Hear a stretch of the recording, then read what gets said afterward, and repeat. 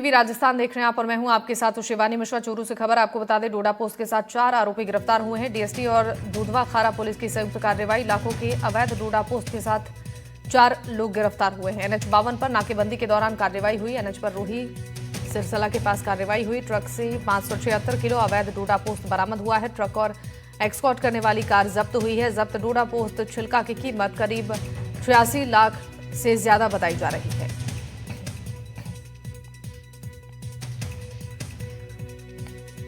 बड़ी खबर आप तक पहुंचा रहे हैं चूरू से। डोडा पोस्ट के साथ 4 आरोपी गिरफ्तार हुए हैं।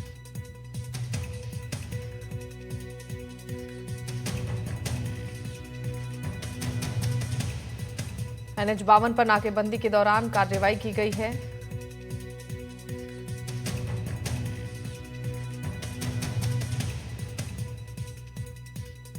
ट्रक और एक्सपोर्ट करने वाली कार जब्त हुई है।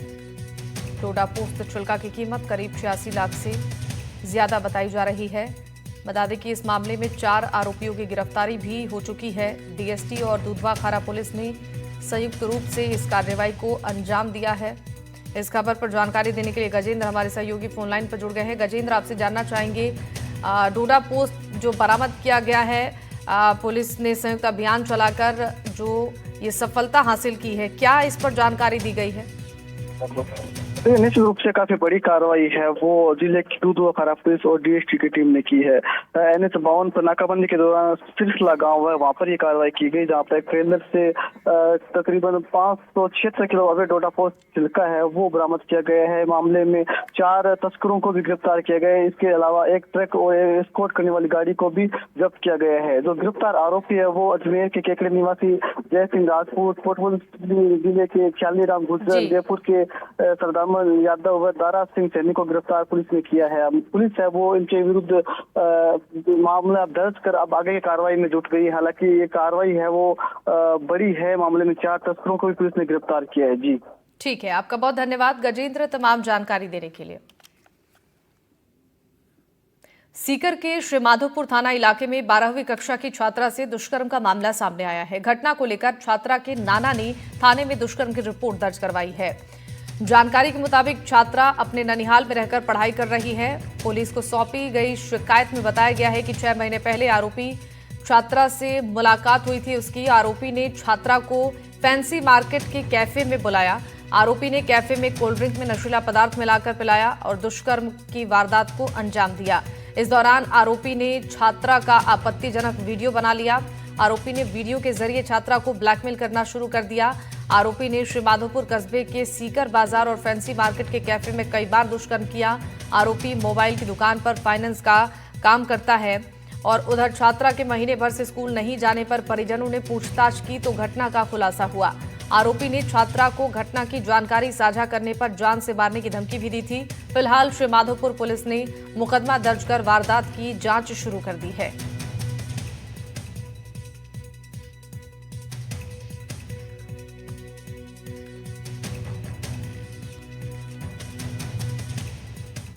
राजस्थान में चल रही स्वामी विवेकानंद छात्रवृत्ति योजना के दुरुपयोग पर हाईकोर्ट ने सख्ती दिखाई है। 25 लाख से अधिक आय वालों की छात्रवृत्ति रोक दी है। कोर्ट ने सरकार से ब्यौरा मांगा है। जस्टिस अनूप ढंड की अदालत ने मनजीत देवड़ा की याचिका पर सुनवाई करते हुए यह आदेश दिया है। राजस्थान हाईकोर्ट ने कहा है कि अफसोस की बात है कि मेधावी विद्यार्थी प्रभावशाली पारिवारिक स्थिति नहीं होने के कारण योजना से बाहर रह गए। कोर्ट ने 25 लाख रुपए से अधिक वार्षिक आय वाले E3 श्रेणी के दायरे में आने वाले परिवारों के विद्यार्थियों को योजना का लाभ नहीं देने का आदेश दिया है। राजीव गांधी छात्रवृत्ति योजना, जिसका नाम वर्तमान सरकार ने बदलकर स्वामी विवेकानंद छात्रवृत्ति योजना कर दिया है और इसके तहत हर साल 200 विद्यार्थियों को विदेश में पढ़ाई के लिए छात्रवृत्ति के रूप में ट्यूशन फीस और अन्य खर्च का भुगतान किया जाता है। कोर्ट ने सख्ती दिखाते हुए कहा है कि अगर इस मामले में सरकार की ओर से जानकारी नहीं दी गई तो योजना बंद करने पर विचार किया जाएगा। कोर्ट ने अतिरिक्त सॉलिसिटर जनरल और महाधिवक्ता से इस मामले में सहयोग करने का आग्रह किया है। जोधपुर शहर के मंडोर कृषि उपज मंडी परिसर में नकली नोट के कारोबार का पर्दाफाश हुआ है। डीएसटी ईस्ट पुलिस ने दुकान में दबिश देकर 2 आरोपियों को गिरफ्तार किया है। साथ ही 7 लाख का नकली नोट बरामद किया है और पुलिस ने नकली नोट छापने का प्रिंटर, स्कैनर और नोट के लिए खास तरह के पेपर के पैकेट को जब्त किया है। और डीसीपी ईस्ट ने मौके का मुआयना किया। शुरुआती जांच में दोनों आरोपी नकली नोटों के मार्केट में सप्लाई करते थे।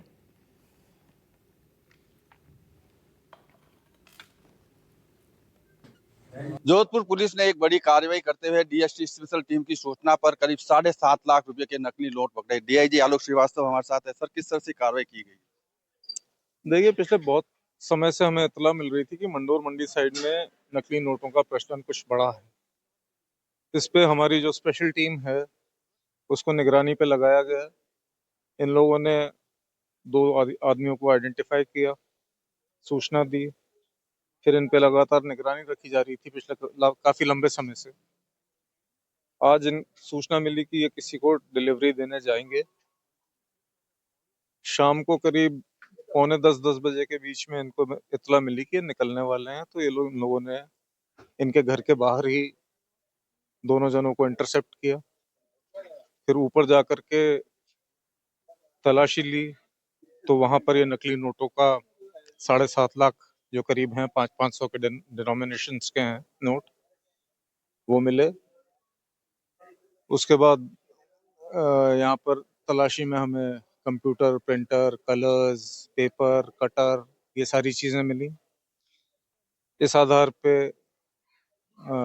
जो भी संबंधित थाना है उसको सूचना दी जा करके उनको बुलवाया गया और उनके खिलाफ अब कार्रवाई की जा रही है।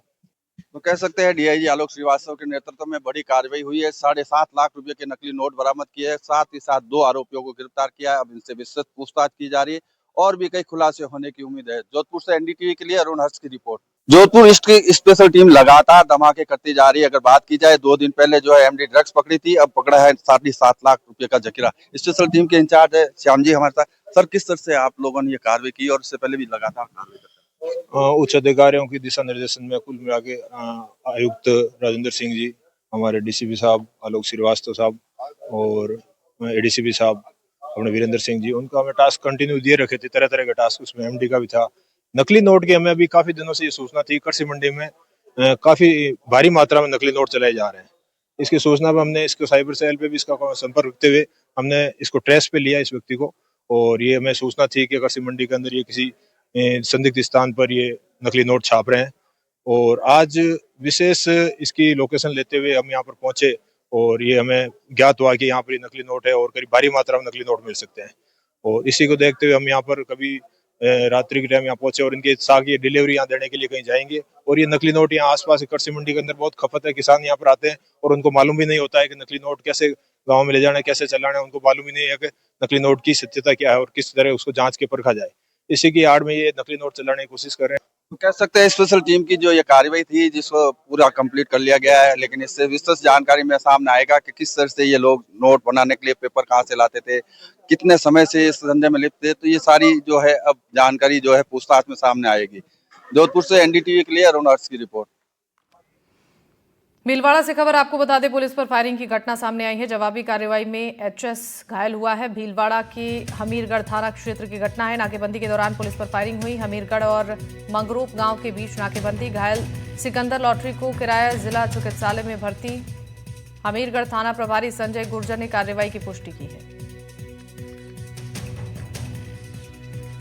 नवीन जोशी जुड़ गए हैं इस खबर पर जानकारी देने के लिए। नवीन, आपसे जानना चाहेंगे, भीलवाड़ा में जो पुलिस पर फायरिंग की घटना सामने आई है, क्या ये पूरा मामला था? पूरी जानकारी विस्तार से दीजिए। क्योंकि ये पूरा मामला है भीलवाड़ा के हमीरगढ़ थाना क्षेत्र का। हमीरगढ़ और मंगरूप के बीच बताया जा रहा है फायरिंग हुई थी और फायरिंग के बाद में जो घायल लोग हैं जिन्होंने पुलिस पर फायरिंग की थी, पुलिस ने जवाबी फायरिंग की। जवाबी फायरिंग में जो लोग घायल हुए उनको ये जो ट्रॉमा वार्ड है इसी में भर्ती कराया हुआ है। अभी उनका इलाज जारी है और यहाँ पर जो बड़ी कड़ी सुरक्षा व्यवस्था के बीच में जाब्ता तैनात है। आप ये देखिए, पुलिस का जाब्ता जो स्पेशल टीम है वो भी यहाँ पे तैनात है। जो थाना प्रभारी संजय गुर्जर वो वहाँ उस समय मौजूद थे मौके पर, उन्होंने जवाबी फायरिंग की थी। अभी हमारे बीच में पुलिस अधीक्षक धर्मेंद्र यादव भी मौजूद है। सर, जिस तरह से फायरिंग हुई, सर किस तरह से घटना को देखते हैं आप और किस तरह से सूचना मिली? सूचना हमें थी कि ये जो हिस्ट्री शीटर्स हैं से कुछ हथियार लाने जैसे किसी का मर्डर करने का प्लान, और इस सूचना पर टीम गठित की गई थी जिसमें और संजय गुर्जर जो नाकाबंदी टीम को इन्होंने वार्निंग दिया। वार्निंग पर अपराधियों ने फायर किया। जवाबी फायरिंग में अपराधी जो सिकंदर है उसके पैर में गोली लगी है, जो अभी इलाज रहता है। अच्छा सर, जिस तरह से सिकंदर अभी इलाज रहता है सर, तो इसमें कुल कितने लोगों की गिरफ्तारी हुई है अभी तक? 4 लोग मौके से मिले हैं हमें। कुछ वेपन्स भी मिले सर इनके पास? वेपन्स कुछ मिले हैं और अभी डिटेल्ड जो है घटनास्थल का सर्च, वाहन का सर्च एफएसएल टीम द्वारा किया जाएगा। इसके बाद हम आपको डिटेल दे देंगे एग्जैक्ट कितने पास हुई है। पुलिस ने कितनी राउंड फायरिंग की, जवाबी फायरिंग कुछ ऐसा अभी तक कोई सामने है? अभी टीम से रिपोर्ट लूंगा मैं और प्रारंभिक तौर पर 1 राउंड फायर की बात है। ये देखिए पुलिस से ज्यादा ही राउंड है, वो एक बार जब एफआईआर दर्ज होगा। सर पुलिसकर्मियों की भी फायरिंग हुई है, तो पुलिसकर्मी तो कोई चोटिल नहीं हुआ सर? नहीं, पुलिसकर्मी चोटिल नहीं, पुलिस की गाड़ी पे जरूर गोली लगी। ये तो पुलिस अधीक्षक धर्मेंद्र यादव जिनका कहना है कि जो पूरा घटनाक्रम है इसकी बारीकी से नजर रखी जा रही है, एफएसएल टीम को मौके पर भेजा गया है, जांच करवाई जा रही है। अभी पूरी जो प्रथम दृष्टया जो मामला सामने आया, 4 लोगों के इस पूरे मामले में शामिल होने की बात है। मध्य प्रदेश से ये कि हथियार लेने जाने की बात कह रहे हैं। पुलिस अधीक्षक का ये भी दावा है कि इन लोगों ने किसी न किसी एक व्यक्ति की हत्या का कहीं ना कहीं एक तरह से जिम्मा ले रखा था, किसी से सुपारी ले रखी थी, उसकी भी हत्या होने वाली थी, मगर उससे पहले पुलिस ने इनको एक तरह से मंगरूप और हमीरगढ़ के बीच में कहीं रोका और इन्होंने कहीं ना कहीं जो पुलिस पर फायरिंग कर दी। फायरिंग की जवाबी फायरिंग में एक व्यक्ति जो सिकंदर रोटी के नाम से कुख्यात है, उसके चोटिल हुआ है। यहाँ पर जो देखिए आप एडिशनल एसपी भी मौजूद है, पारस सेन भी, इस तरह से पूरी तरह से जाब्ता मौजूद है। पूरे बारीकी से सिलसिलेवार कड़ी से कड़ी जोड़ने का पुलिस प्रयास कर रही है, क्योंकि बड़ा मामला है। पुलिस पर पहली बार भीलवाड़ा में फायरिंग नहीं हुई, पहले भी भीलवाड़ा में एक बार फायरिंग हो चुकी है पुलिस पर। जब तस्करों ने फायरिंग की थी, कोटड़ी में एक जवान की मौत हो गई थी, रायला में एक जवान की मौत हो गई। तो कहीं ना कहीं इस बार जो पुलिस है वो किसी तरह से कोई कोताही नहीं बरतना चाहती, किसी तरह से कोई लेकोना नहीं छोड़ना चाहती है। जिस तरह से कोर्ट में मामला जब जावे तो किसी तरह की कोई वहां पर अपराधी को मदद नहीं मिल जाए, इसको लेकर भी पुलिस सिलसिलेवार जांच कर रही है। ठीक है नवीन, शुक्रिया तमाम जानकारियों के लिए। एसआई भर्ती की मांगों को लेकर जयपुर के शहीद स्मारक पर धरना प्रदर्शन जारी है। प्रदर्शन कर रहे प्रदर्शनकारी भर्ती को रद्द करने और राजस्थान लोक सेवा आयोग का पुनर्गठन करने की मांग कर रहे हैं। धरने में छात्रों और बेरोजगारों के अलावा प्रबुद्ध वर्ग के लोग शामिल हुए। आरएलपी सांसद हनुमान बेनीवाल धरने में शामिल हुए। धरना स्थल पर संबोधित करते हुए कहा कि ये लड़ाई सिर्फ एक भर्ती की नहीं बल्कि व्यवस्था के भ्रष्ट और अपारदर्शी ढांचे के खिलाफ की है।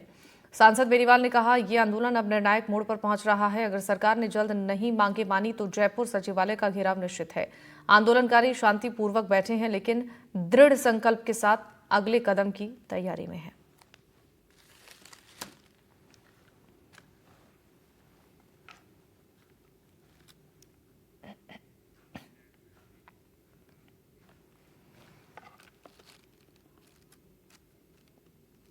जोधपुर के मेडिकल कॉलेज में 2 गुट आपस में भिड़ गए और दोनों पक्षों के बीच जमकर मारपीट हुई। एसएन मेडिकल कॉलेज में हुई मारपीट में एक छात्र के सिर पर गंभीर चोट आई है, जिसके बाद से उसे इलाज के लिए अस्पताल में भर्ती कराया गया है। उसके सिर पर डंडे से वार किया गया था। पुलिस ने कार्रवाई कर 3 छात्रों को शांति भंग में पकड़ा है।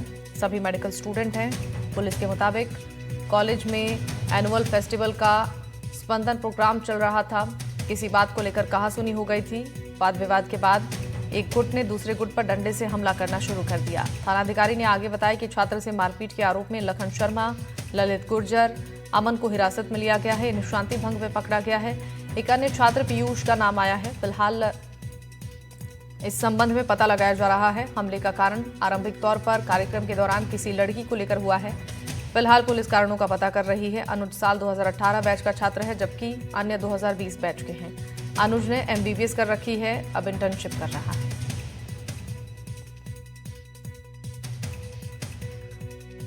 एसएन मेडिकल कॉलेज के अंदर इनका एनुअल फंक्शन था। स्पंदन नाम से कोई म्यूजिकल कॉन्सर्ट चल रहा था। उसके अंदर प्रोग्राम खत्म होते टाइम कुछ डॉक्टर्स आपस में झगड़ लिए, जिसमें एक डॉक्टर जिसका नाम अनुज चौधरी है, इसके सर पे चोट आई है, जो जेरीलाल एमडीएम हॉस्पिटल में है। मैं 3 लड़कों को डिटेन किया है।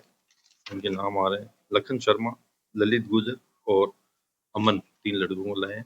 तो आगे तफ्तीश जारी है। क्या करने का काम क्या था? ये आपस में कोई गर्लफ्रेंड और इस बात को लेके उसको कुछ कह दिया। इस बात का अभी तक प्रथम दृष्टया यही बात सामने आई। राजसमंद शहर में युवती को भगाकर ले जाने के खिलाफ लोगों ने विरोध किया है। परिजनों ने स्थानीय लोगों के साथ मिलकर टायर जलाकर विरोध जताया। वहीं राजनगर पुलिस ने लोगों से समझाइश कर आरोपी को जल्द गिरफ्तार करने का आश्वासन दिया है।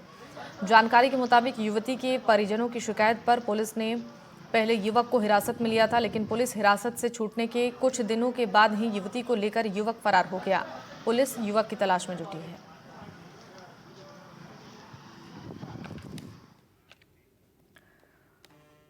कोटपुतली से बड़ी खबर है। विद्युत निगम की बड़ी लापरवाही सामने आई है। करंट लगने से 2 भैंसों की मौत हो गई है। और डीपी में पार्किंग और तारबंदी में विद्युत करंट दौड़ा। घटना को लेकर ग्रामीणों में आक्रोश है। लापरवाह कर्मियों के खिलाफ कड़ी कार्रवाई की मांग हो रही है।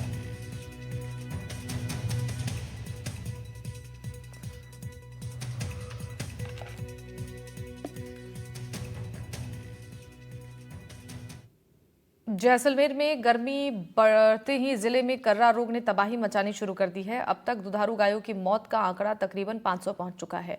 बीते साल कर्रा रोग से जिले में 1500 से ज्यादा गायों की जान चली गई थी। इस बार भी हालात चिंताजनक है।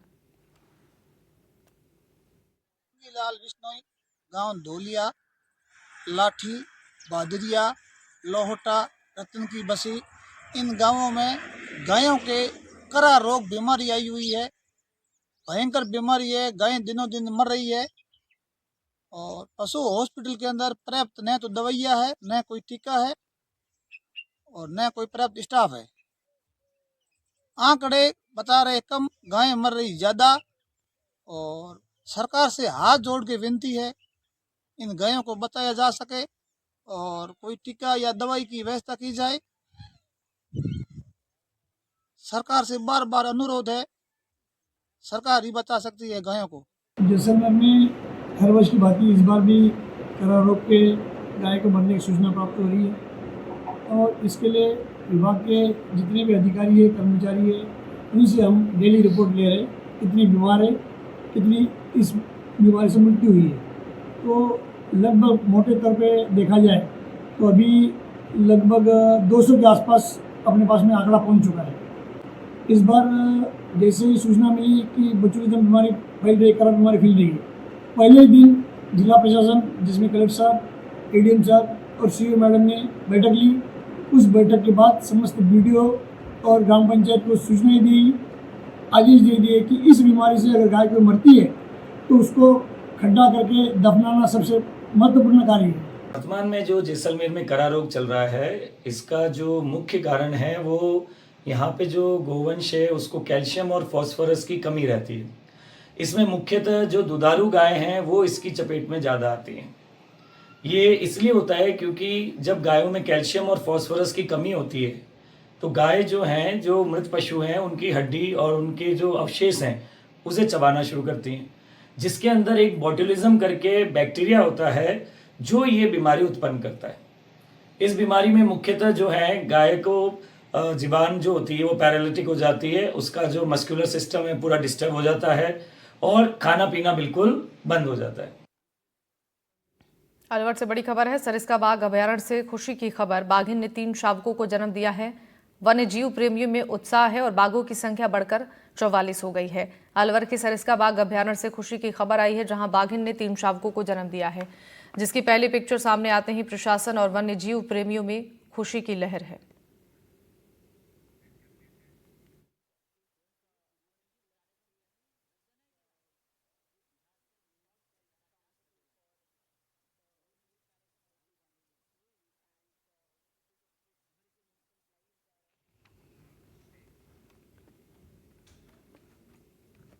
जयपुर से खबर है। बाघिन के शावकों का पहला वीडियो सामने आया है। बाघिन रानी के साथ नजर आए शावक। एनडीटीवी राजस्थान के पास एक्सक्लूसिव वीडियो है। नाहरगढ़ बायोलॉजिकल पार्क में 5 शावकों का जन्म हुआ है।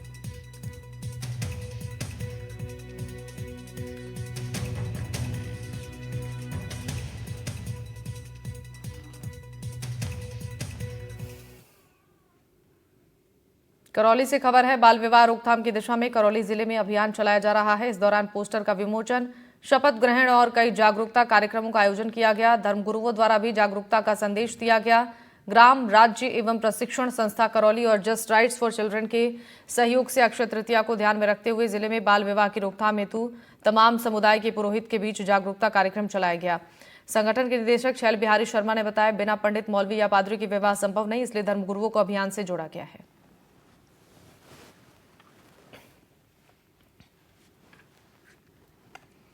धौलपुर से खबर है। कंचनपुर थाना क्षेत्र के सरनाम का अड्डा गांव में एक शादी समारोह में उस वक्त हड़कंप मच गया जब लड़की के नाबालिग होने की सूचना पर पुलिस प्रशासन की टीम मौके पर पहुंच गई। महफिल में दावत का कार्यक्रम चल रहा था। तहसीलदार ने लड़की के आयु संबंधित दस्तावेज निकाले और इसके बाद परिजनों को पाबंद कर दिया गया है। बता दें कि बाड़ी तहसीलदार उत्तम बंसल के मुताबिक कंट्रोल रूम से गुप्त सूचना मिली थी कि कंचनपुर थाना क्षेत्र के सरनाम का अड्डा गांव में एक पिता द्वारा करीब 17 साल की नाबालिग लड़की की शादी की जा रही है।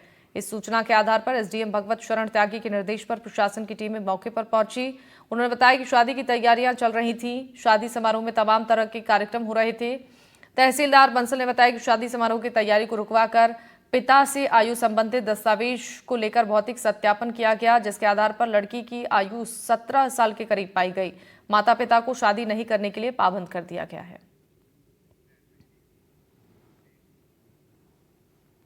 डूंगरपुर की साइबर थाना पुलिस की ओर से ऑनलाइन ठगी करने वालों पर नकेल कसने के लिए लगातार कार्रवाई की जा रही है और एक युवक से टाटा जूडियो कंपनी की फ्रेंचाइजी के नाम पर ऑनलाइन ठगी का मामला सामने आया है, जिसमें एक शख्स को गिरफ्तार किया गया है।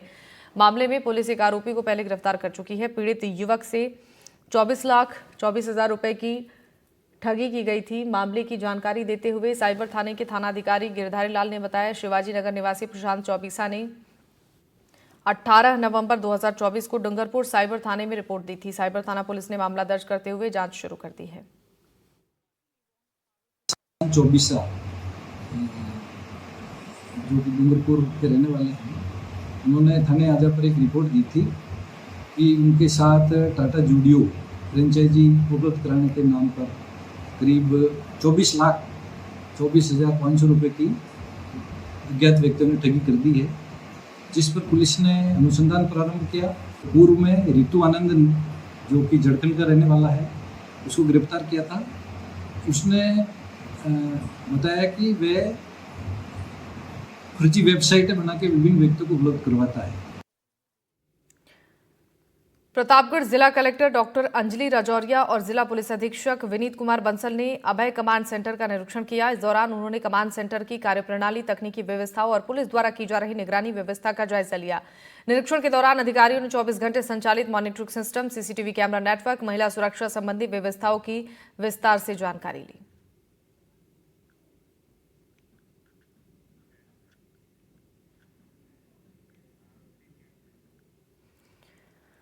बीकानेर का स्थापना दिवस भव्यता और परंपरा के साथ मनाया गया। स्थापना दिवस बीकानेर शहर में कई कार्यक्रम आयोजित किए गए। बता दें कि बीकानेर को राव बीकानेर ने 1545 में बसाया था और आज 2025 आ गया है। लंबे समय के इस बदलाव से गुजरते हुए बीकानेर के अंदर कई उतार चढ़ाव देखे गए।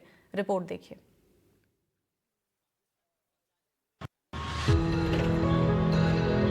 राजस्थान के बीकानेर शहर में बीचों बीच राव बीका जी की एक भव्य प्रतिमा खड़ी है। प्रतिमा के अलावा राजसी किला, भव्य महल और जटिल नक्काशीदार मंदिर भी बीकानेर की शान है। बेहतरीन कलाकारी की ये चमत्कार बीकानेर की भव्यता के स्थायी प्रतीक है। 29 अप्रैल को बीकानेर का स्थापना दिवस मनाया गया। बीकानेर ने 537 वर्षों के पड़ाव में काफी उतार चढ़ाव देखे हैं और क्योंकि बिल्कुल एक बंजर जमीन जांगड़ प्रदेश पर राव बीका जी ने करनी माता जी की आशीष लेकर एक ताने पर बीकानेर नगर को बसाया था, तो केवल जो शुरुआत हुई वहीं से जीवट के प्रति धनी लोगों का ये धरती रही और अपने जीवट के आधार पर ही इस विषम परिस्थितियों वाले रेगिस्तान में राव बीका जी ने बीकानेर नगर की स्थापना की। अलग अलग राजाओं ने अपने कार्यकाल में बीकानेर के विकास को अलग अलग सोपान दिए। कभी जंगलों से घिरा बीकानेर अब एक ऐसा शहर है जो तेजी से विकास के बीच भी अपनी समृद्ध ऐतिहासिक विरासत को संरक्षित रखने में कामयाब रहा है। तो कोर्ट गेट से ऊंट गाड़ी निकलते हुए देखे, वो भी एक समय था और वो भी समय था एक कि इस बीकानेर के जो परकोटा से बाहर निकलते लोग डरते थे। जंगल था और जंगली पशु रहते थे ऐसा बताते हैं, और ऐसा ही बताते हैं कि इस परकोटे के सारे दरवाजे रात को बंद हो जाते थे।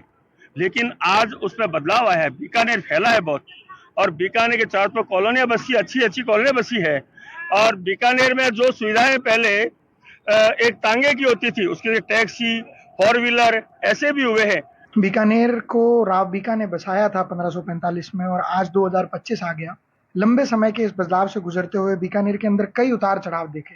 सबसे पहले तो मैं यही कहना चाहूँगा कि किसी देश के किसी शहर के निर्माण के अंदर विभिन्न चीज़ों का योगदान है, जिसके अंदर चाहे शिक्षा हो, चाहे स्वास्थ्य हो, चाहे कम्युनिकेशन आवागमन के साधन हो, और चाहे उसके अलावा सड़क, राजमार्ग, दूसरी ये सब चीज़ें हों। अगर देखा जाए, गौर फरमाया जाए, तो एक समय ऐसा था कि बीकानेर के अंदर ऊँट की कतारें चला करती थी। समय बदला है बहुत ज़्यादा कि बीकानेर के टाइम के अंदर आज बीकानेर बहुत से अपने खनिजों को एक्सपोर्ट करने के अंदर रहा है। बीकानेर के लोग अपने यहाँ की स्पेशल भुजिया और मिठाई पर नाज करते हैं। बीकानेरी भुजिया और रसगुल्ले देश दुनिया में पसंद किए जाते हैं। इस नगर के लोग जो हुनर रखते हैं वो केवल बीकानेर, राजस्थान, हिंदुस्तान में नहीं बल्कि दुनिया भर में वे अपने काम का जादू दिखा रहे हैं। यहाँ का भुजिया आज ग्लोबल भुजिया बन चुका है। आप पूरे दुनिया भर में बीकानेरी भुजिया ने इतनी धाक जमाई है, बीकानेरी ऊन ने धाक जमाई है, और अगर बीकानेरी दूध ने भी धाक जमाई है। बीकानेर आलीजा शहर है, मस्ताना शहर है, अलमस्त शहर है। यहाँ के अलमस्ता ही आदमी के जहन में बसी हुई है। बीकानेर शहर कभी भी निराश नहीं होता। ऐसा माना जाता है कि एक कवि ने एक बार कहा था कि बीकानेर में कुछ दिन बिताना जीवन की सारी कड़वाहट को दूर करने के लिए काफी है। स्थानीय लोग इस बात की कसम खाते हैं, लेकिन विजिटर इस बात से सहमत नहीं होते।